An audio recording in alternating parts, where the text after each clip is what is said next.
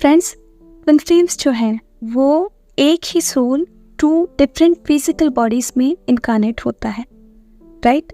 और जब एक सोल दो डिफरेंट बॉडीज में इनकारनेट हो रहा है तो इसका मतलब ये बिल्कुल भी नहीं है कि दोनों अधूरे सोल हैं, बिल्कुल भी नहीं। ये जो दोनों बीइंग्स हैं, ये दोनों बीइंग्स अपने आप में होल है, कंप्लीट है, राइट?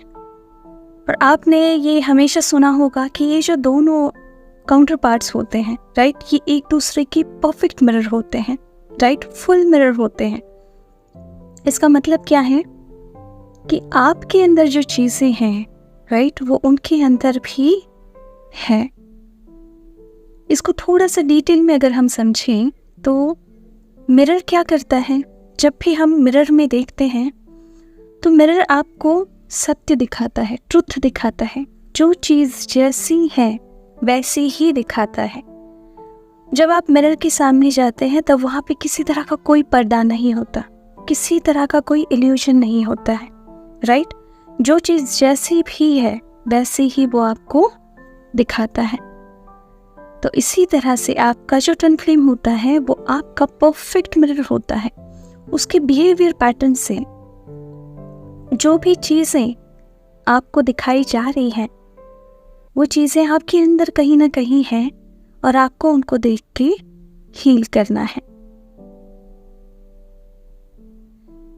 ये जो जर्नी है ये सोलमेट की तरह नहीं है। सोलमेट रिलेशनशिप में आप एक दूसरे को प्लीज करते हो, राइट? आप एक दूसरे को खुश करने की कोशिश करते हो, हैप्पी रखने की कोशिश करते हो। बट ट्विन फ्लेम जर्नी है, ये अलग जर्नी है, राइट? जैसे हम कहते हैं कि it's a way to God. ये प्रेम का पथ है परमात्मा की तरफ जाने का।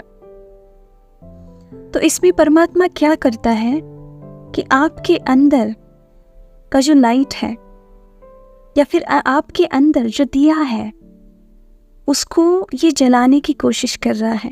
और ये जलाने में हेल्प कौन कर रहा है? जो आपका काउंटर पार्ट है वो। इसीलिए तो कहा जाता है कि इस जर्नी में योर काउंटर पार्ट या फिर your twin flame is your teacher. वही आपको सिखाता है। और वो कैसे सिखाता है? डायरेक्टली नहीं सिखाता।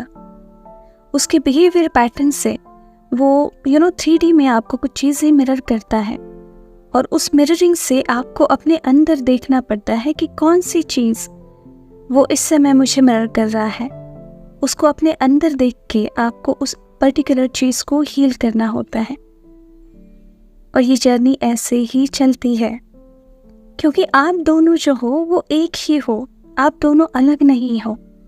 आप एक ही सोल का अंश हो, आप एक दूसरे का अंश हो, ऐसा भी कह सकते हैं। तो अगर आप अलग नहीं हो तो आप जो भी काम खुद पे कर रहे हैं तो वो ऑटोमेटिकली आपके ट्विन फ्लेम के साइड में भी रिफ्लेक्ट होता ही है। कभी कभी जल्दी हो जाता है, कभी कभी 3D में रिफ्लेक्ट होने में थोड़ा सा टाइम लग जाता है, बट रिफ्लेक्ट जरूर होता है। तो इस जर्नी में अगर आपको किसी चीज़ की सबसे ज़्यादा ज़रूरत है तो वो है अवेयरनेस की, कॉन्शियसनेस की।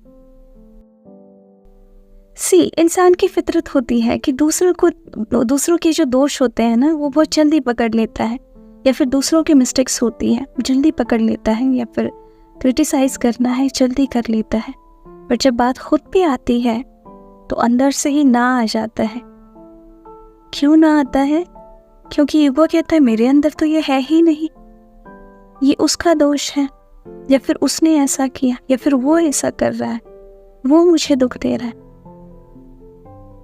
बट आप ये समझ नहीं पाते कि ये चीज़ें आपके अंदर कहीं ना कहीं हैं, इसीलिए सामने वाला पर्सन ये मुझे मिरर कर रहा है। तो आपको करना सिंपली यही है कि अपने इस ईगो को थोड़ा सा साइड में रख के अपनी हार्ट से, अपनी आत्मा से काम लेना है।